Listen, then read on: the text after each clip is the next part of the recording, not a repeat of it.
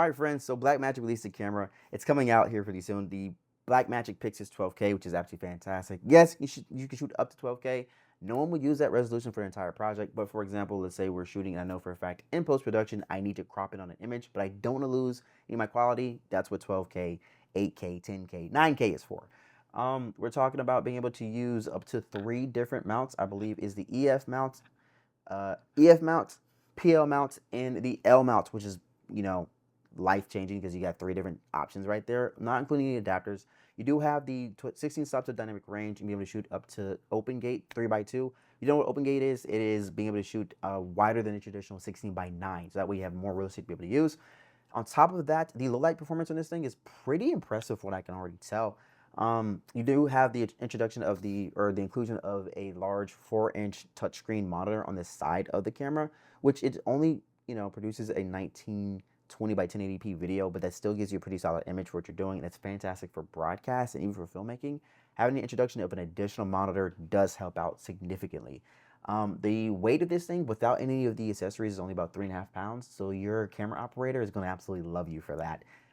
You do have the side plates being able to record directly into an SSD or using the CF Express B-type cards as well, which is a life changer. When it comes to post-production, you are recording primarily in B-RAW, which if you don't know, using using a RAW file, it allows you to be able to save the image. So if it's overexposed or underexposed, you wish you change your ISO while you're right there on set, you can do that in post-production using a RAW file without losing too much image quality, especially for people who forget to use your white balance correctly. Cough, cough, wink, wink. I've done it tons of times before. People do it all the time. It does happen from time to time. Please slow down and use your gray cards when you can, friends.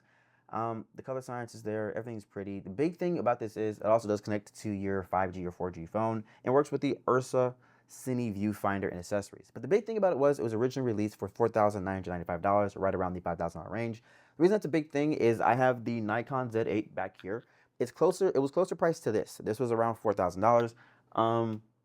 But again, this is just a cine body itself, but it was closer priced to that than where it is now. After the tariffs announcement, it's gone from about $5,000 to $6,595, or about $6,600 before tax or any accessories. I think it was better before the tariffs because it was direct competition with a lot of different products that kind of forced them to either drop their prices or get better. But tell me what you think. With the price increase, is the camera still worth it to you? But I don't know. I think it's still gorgeous. I hope I get to try one day. But I'm so sad that the price increased. But yeah, let me know what you think down in the comment section below, and I'll see you next time.